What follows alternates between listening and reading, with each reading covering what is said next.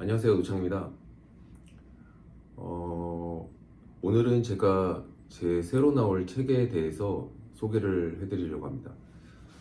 지난번 책이 연봉 10억 공인중개사의 영업비밀이란 그 제목으로 실제 제가 공인중개사이면서 부동산 임대차 업무, 대형 건물의 자산관리 이런 쪽 업무를 계속 해오고 있기 때문에 제 직업적인 어떤 가치관과 공인중개사업을 처음 시작하시려고 하시는 분들이 어떻게 하면 빠르게 실패 없이 안착할 수 있는지에 대해서 어떤 정신적인 부분이랑 영업적인 그 스킬에 관련돼 가지고 제가 책을 쓴 거라고 하면 이번 책은 실제 저의 고객이 되는 그 건물주분들, 어떤 건물주들이 자산 관리에서 성공하는가, 빌딩을 사가지고 영원히 소유하려고 하시는 분들도 계시지만 가치 창출을 통해 가지고 그 건물에서 어떤 매각 차익이라든지 건물에서 높은 임대료 수입이라든지 이런 거를 원하시는 분들이 많이 계시는데, 전제는 이제 부동산을 구입은 하시고 또 힘들게 또 어떤 대출이나 이런 걸 통해서 매입을 하셨는데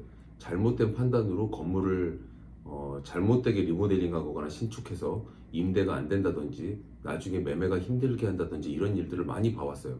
그래서 올바르게 빌딩을 자산 관리할 수 있고 또 예비 건물주분들이 나도 이제 언젠가 건물을 사게 됐을 때 이렇게 관리해야 되겠다라든지 이렇게 건물을 사야 되겠다, 건물을 사는 방법, 그리고 산 이후에 어떻게 하면 리모델링을 잘해야 되는지, 임대차 관리를 잘해야 되는지 이런 전반적인 부분에 대해서 빌딩 자산 관리의 어떤 바이블 같은 약간 그런 형태로 책을 한번 써봤어요.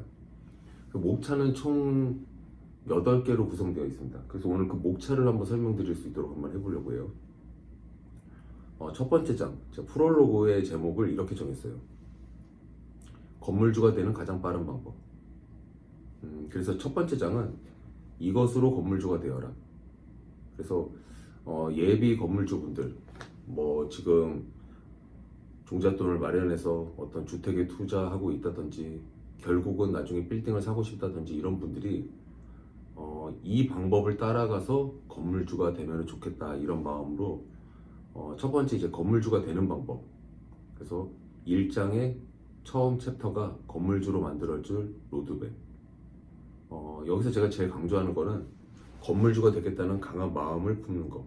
사실 요 한 줄의 어떤 그 챕터만 가지고도 몇 시간을 얘기할 수 있을 것 같아요.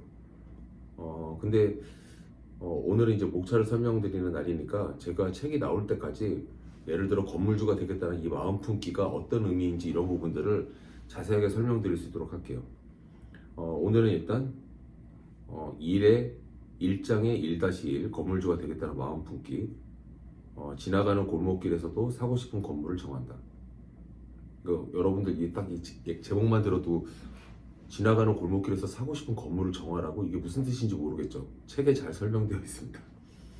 상상력과 호기심을 탑재하고 그리고 또 아파트를 떠나서 내 건물에 살면서 월세 소득을 얻는 방법, 그리고 사업을 운영하면서 월세를 벗어나고 싶다면 이렇게 해라. 그리고 자녀에게 자산을 물려주고 싶다면 이런 방법을 사용해라. 내용이 있고요. 두 번째로 정보의 변별력을 갖춰야 된다. 어떻게 트렌드를 읽을 것인가, 그리고 핫플레이스가 된 건물들의 특징, 내 손 안에 스마트폰 활용, 그리고 각종 부동산 앱을 활용하는 방법. 제가 1장 같은 경우에는 1장 안에 있는 챕터 10개를 다 한번 읽어봤고요.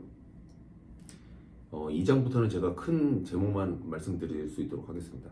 2장은 고금리 시대에 자신만의 투자 전략을 세워라.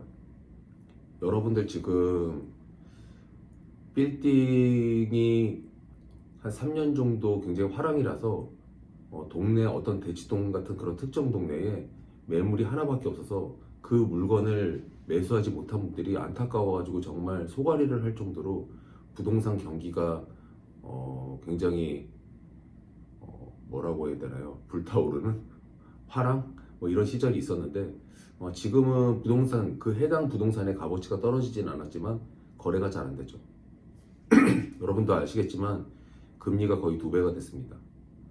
그래서 요즘 시기에는 자기 자본이 좀 많으신 분들이 좋은 물건들을 현금 비중을 높여서 구입하시고 그 건물들의 공실은 그래도 많이 없는 상태이기 때문에 좋은 임차인으로 교체해 나가면서 임대료를 올린다든지 그래서 이제 금리가 좀 안정된 시절에 레버리지를 다시 활용한다든지 이런 방법을 쓸 수 있는데 지금 현재 상태는 그래서 고금리 시대에는 굉장히 머리를 많이 써가지고 투자 전략을 세워야 되는데 그 투자 전략과 관련된 하나의 챕터를 하나 만들어 봤습니다. 그래서 건물은 있지만 금리가 무섭다.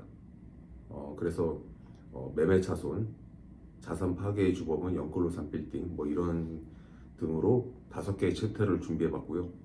세 번째 장이 자 그러면 부동산 어디에 투자해야 될까? 제가 여기 부동산은 블루오션은 없다. 레드오션에 투자해야 된다. 이런 부분을 강조해서 3가지 챕터를 준비해 놨고요. 두 번째로 성공하는 부동산 투자의 3가지 포인트.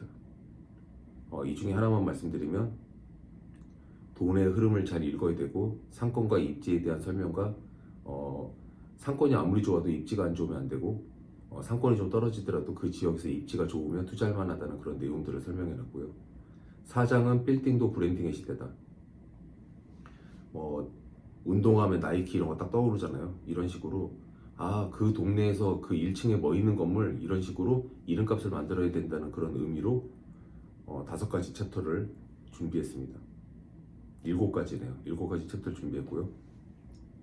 5번째 장으로는 저의 이제 본 직업에서 엑기스를 뽑아내서 꼬마 빌딩에 적용을 한 거고요. 자산관리의 개념을 알아야 투자에 성공한다. 수익성만 너무 생각하면 안 되고 안전성, 고객 서비스. 이 빌딩 투자는 여러분들께서 내가 단순히 건물주가 된다고 생각하시면 안 되고 어떤 잘 만든 공간을 임차인에게 임차하고 임대하고 또 임차인들은 그걸 임차해서 정당한 대가를 서로 주고받으면서 서비스를 주고받는 거예요.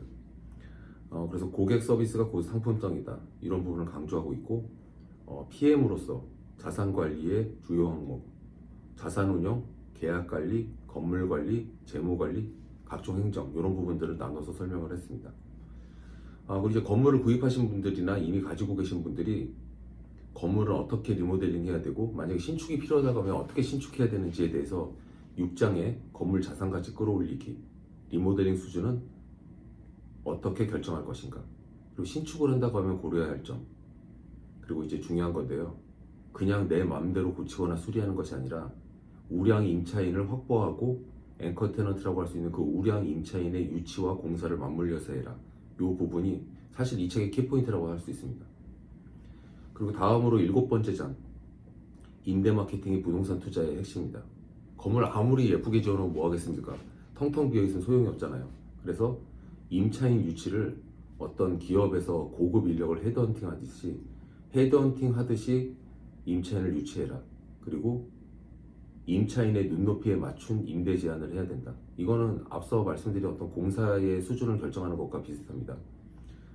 그래서 사실 7장 같은 경우에는 3가지 스몰 챕터로 구성을 해서 임차인 유치는 헤드헌팅처럼 눈높이에 맞춘 임대 제한, 그리고 최고의 가치 상승을 위한 좋은 임차인 찾기, 이렇게 3가지로 분류했습니다. 마지막으로 제가 건물주들에게 많은 강의를 하러 다니는 사람인데 강의할 때마다 항상 마지막에 사회적 기여를 강조합니다. 빌딩 투자하는데 무슨 사회적 기여냐 이렇게 생각하실 수도 있지만 어떤 방법으로 건물주가 사회적 기여를 할 수 있는지에 대해서 제가 마지막 챕터에 써놨고요. 챕터 중에서 이제 제가 스몰 챕터가 몇 가지 있는데 그 중에 하나가 좋은 건물을 지역에 선보이는 마음. 여러분들 동네에 예쁜 건물 생기면 사람들 지나가면서 한마디씩 하게 되잖아요. 그건 어떤 부정적인 것보다 긍정적인 신호가 더 많거든요. 그 자체도 사회적 기여가 될 수 있다고 저는 얘기하고 있고요. 그래서 건물을 잘 지어서 그 지역에 선보이는 것도 사회 환원이고, 골목길의 수준을 높이는 리더가 되자, 이제 그런 부분을 강조하고 있습니다. 그래서 마지막으로 아름다운 골목을 만드는 주역이 되는 것, 이것도 건물주가 사회적 기여를 하는 하나의 방법이다 라는 내용으로 어떤 사례들로 구성을 해봤어요. 제가 오늘은 이 챕터 중에 8개를 쭉 나열하면서 어떤 내용으로 새 책을 썼는지를 설명을 드렸고요. 제가 새 책이 나올 때까지 한 달 정도의 시간이 있기 때문에 이 스몰 챕터를 따지면 수십 개가 되거든요. 거의 한 달 동안 하나의 챕터를 굉장히 자세하게 파헤쳐 가지고 설명드릴 수 있는 그런 시간이 충분히 있기 때문에 제가 유튜브를 통해 가지고 여러분들이 실제로 자산 관리를 할 수 있을 때, 자산 관리를 할 때 어떤 마음으로 해야 되고 어떤 방법을 써야 되는지에 대해서 설명을 쭉 드릴 수 있도록 하겠습니다. 오늘 마치겠습니다.